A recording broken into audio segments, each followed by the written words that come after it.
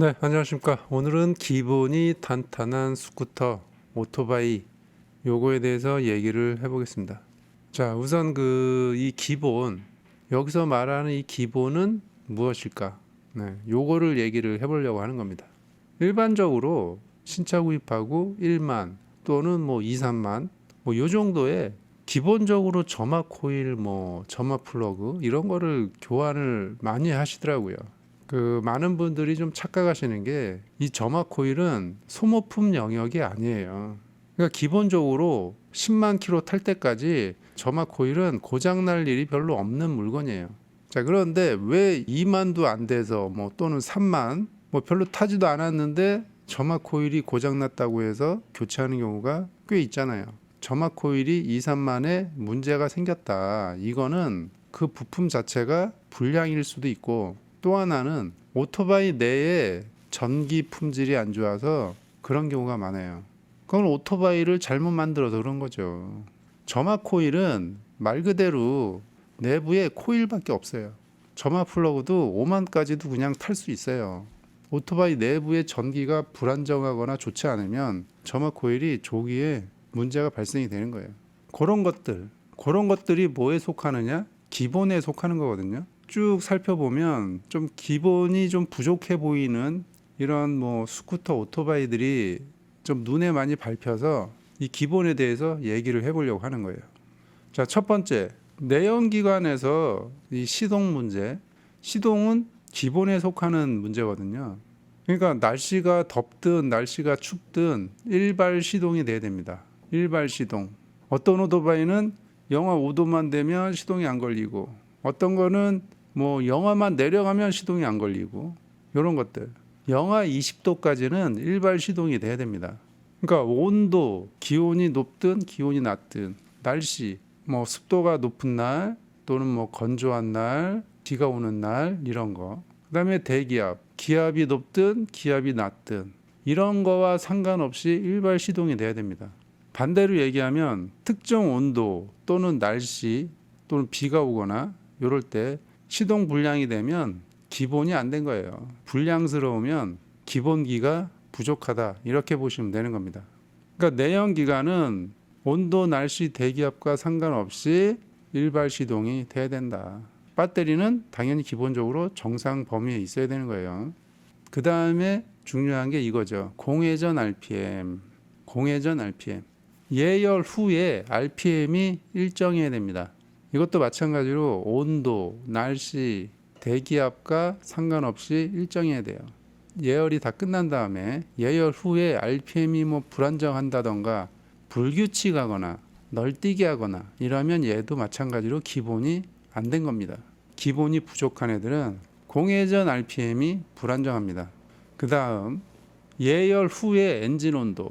그러니까 이제 예열이 다 끝났으면 이제 엔진 온도가 냉각수 게이지 표시로 이렇게 표시가 되잖아요.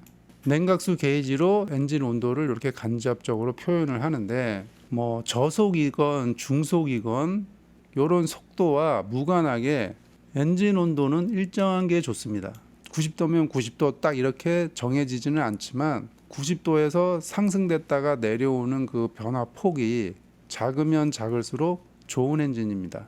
그러니까 뭐 특수차들 빼고 특수 형태로 만들어진 이런 뭐 내연기관 말고 일반 승용차든 뭐 일반 오토바이든 일반 스쿠터든 일반적으로 사용하는 이런 내연기관은 엔진 온도가 일정한 게 좋은 거예요. 이것도 마찬가지로 온도, 날씨, 대기압이랑 상관없이 일정하게 유지가 되는 엔진이 잘 만든 엔진이다, 이렇게 보시면 됩니다. 엔진 온도의 변화폭이 크면 기본이 부족한 엔진인 거예요. 예열이 다 끝났는데 냉각수 게이지의 변화폭이 좀 이렇게 크다. 그러면 이 엔진은 조금 거시기한 엔진이다, 이렇게 판단하시면 돼요. 그 다음 엔진 내구성. 10만 킬로까지는 엔진에 문제가 발생이 되면 안 됩니다. 온도, 날씨, 대기압이랑 상관없이 10만 킬로는 멀쩡히 운행이 돼야 된다는 얘기예요. 그런데 10만 전에 뭐 엔진 내부에 베어링이 문제가 된다던가 파손이 된다던가 마모가 비정상적으로 생긴다던가 이런 거, 또는 엔진 내부의 부품이 또 파손이 되고 비정상적으로 마모되는 것, 이런 것들. 엔진 내부 부품은 다 정밀 가공된 부품이 들어가요. 그런데 정밀 가공의 수준이 또는 재료의 품질이 좋지 않으면 엔진 내부에서 피로가 누적이 되면 증상이 발생이 됩니다. 가공 품질이 안 좋아도 문제가 생기고 부품의 재료의 품질이 안 좋아도 문제가 생겨요. 그러니까 10만 킬로 전에 뭐 이런 것들이 생긴다. 그러면 이것도 마찬가지로 좀 기본이 부족한 엔진이다. 이렇게 보시면 됩니다. 잘 만든 엔진은 10만 킬로까지도 아무 이상 없이 운행이 됩니다. 자, 그 다음에 이제 또 기본적인 거. 엔진 오일 누유, 냉각수 누수. 잘 만들어진 엔진에서는 별로 없어요. 근데 왜 오일 누유와 냉각수 누수가 발생이 되느냐? 엔진 내부의 압력이 불안정할 경우에, 내부의 압력이 불안정하면 오일 누유가 생기죠. 크랭크 케이스의 압력은 실린더 헤드 밸브 쪽까지 영향을 주기 때문에 크랭크 케이스 내에 압력이 올라가면 가장 약한 부위로 오일이 누유가 되는 거죠. 오일실이 불량할 경우, 그리고 엔진이 열을 받아서 열 변형이 생겼을 경우에, 제가 아까 얘기한 거 있죠. 여기 예열 후에도 엔진 온도는 일정한 게 좋다. 엔진 온도의 변화폭이 크면 실린더가 변형이 될 수 있어요. 그러면 또 오일이 누유가 되는 거고, 엔진 온도의 변화가 크면 이런 부작용도 생기는 거예요. 그러니까 엔진 온도가 변화가 크다는 거는 수축과 팽창의 범위가 넓다는 거거든요. 엔진이 변형이 올 수가 있죠. 냉각수 누수, 이것도 마찬가지예요. 냉각 라인의 압력이 불안정하면 냉각수 누수가 생겨요. 압력이 비정상적으로 높으면 얼루든 빠져나가야 되거든요. 제일 약한 부분에서 냉각수가 이제 누수가 되는 거예요. 냉각 라인과 관련된 부품이 불량이어도 이제 그쪽으로 누수가 되겠죠. 엔진이 열로 인해서 변형이 되면 가스켓 사이로 이제 누수가 되는 거죠. 그러니까 10만 킬로 전에 누수가 발생이 된다. 그러면 기본이 좀 부족한 엔진이다. 이렇게 보시면 됩니다. 자, 엔진 체크등, 경고등. 여기에서 이거를 얘기를 하는 거예요. 네, 요 엔진 체크등. 계기판에 이게 자주 점등이 된다는 거는 뭔가 문제가 있으니 점등이 되는 거죠. 특히 센서 쪽에 문제가 있으면 기본적으로 엔진 체크등이 들어옵니다. 그리고 또 이런 것도 있어요. 과밍 반응. 그 뭔가 충격에 의해서 살짝 반응이 생겨서 이 엔진 체크등이 점등되는 경우가 있거든요. 시동 끄고 다음날 키면 이 체크등이 사라져 있어요. 이런 거. 뭔가 문제가 있으니까 이제 점등이 되는 경우가 있고, 또 너무 예민해서 점등이 되는 경우가 있고, 어쨌거나 두 가지 다 포함해서 엔진 경고등이 자주 점등이 된다는 거는 기본이 좋지가 않은 거예요. 센서나 액추에이터 뭐 얘네들이 정상 범위에 있으면 점등될 리가 없죠. 그렇죠? 이 엔진 체크등이 자주 생긴다. 그러면 전기도 불안정하고 센서도 뭔가 불안정한 거죠. 이것도 마찬가지로 기본이 부족해서 이런 현상들이 생기는 거예요. 그 다음에 전자제어 쪽. 자, ECU, ECM, 그 다음에 ABS 모듈. 어쨌거나 이런 각종 모듈이 10만 킬로 전에 고장나면 안 돼요. 기본적으로 10만은 보증이 되는 물건들이에요. 그리고 여기 보면 이제 각종 센서들이 있는데, 이 센서, 그 다음에 액추에이터, 뭐 릴레이, 기본적으로 10만 이상은 너끈히 버티는 애들이다. 온도, 날씨, 대기압에 상관없이 10만 이상은 내구성이 보장이 돼야 된다는 거예요. 근데 이제 10만 전에 이런 전자제어 관련 이런 부품이 고장이 난다. 그러면 마찬가지로 기본이 잘 안 된 거예요.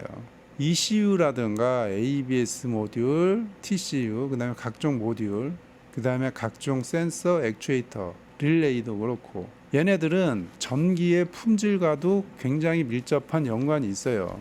그러니까 전기의 품질이 좋지 않으면 센서나 액추에이터가 고장날 확률도 많이 올라가고, 마찬가지로 ECU, ABS 모듈 이런 애들도 고장날 확률이 훅 올라갑니다. 기본이 부족해서 전기의 품질이 좋지 않으면 이 전자제어 쪽도 수명이 훅 떨어지는 거예요.